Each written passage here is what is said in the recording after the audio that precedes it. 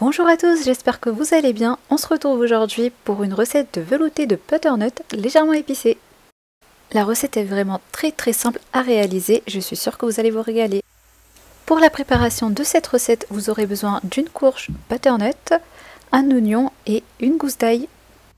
Et on va commencer par les éplucher et les couper. Donc l'oignon je coupe en deux et les butternuts en petits morceaux. Dans le bol de notre robot, on va mettre l'oignon coupé en deux et la gousse d'ail et on va venir les ciseler. Alors pour ciseler, on va paramétrer 5 secondes à vitesse 5 et vous allez voir que ce sera ciselé instantanément.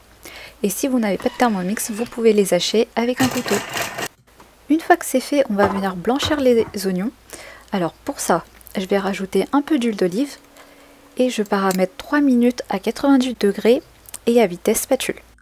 Et donc si vous faites sans Thermomix, vous mettez de l'huile dans votre casserole, vous faites revenir les oignons pendant 3 minutes et à feu moyen. On ajoute ensuite la courge butternut coupée en morceaux. Faites juste attention que ça ne dépasse pas la marque max. Donc peu importe ce que vous cuisinez dans le Thermomix, il ne faut pas que ça dépasse le max. Donc ensuite je rajoute 800 g d'eau et on va laisser cuire pendant environ 30 minutes. Donc si au bout des 30 minutes vous avez l'impression que ce n'est pas assez cuit, n'hésitez pas à prolonger la cuisson. Donc je paramètre 30 minutes à 115 degrés et à vitesse spatule. Et donc là ça y est, les légumes sont bien cuits. On va passer à l'assaisonnement. Donc pour assaisonner, j'ai rajouté du bouillon de volaille, mais vous pouvez mettre du bouillon de légumes. Ensuite j'ai salé et poivré, donc vraiment selon vos goûts.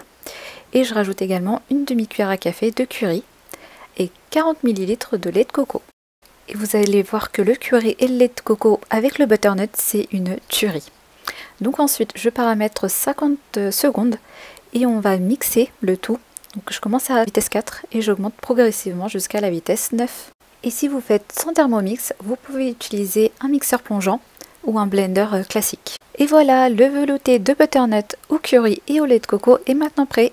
J'espère que la recette vous aura plu, n'hésitez surtout pas à tester chez vous et à me dire en commentaire ce que vous en aurez pensé. Pensez à liker la vidéo et surtout à vous abonner à ma chaîne. A bientôt pour de nouvelles recettes.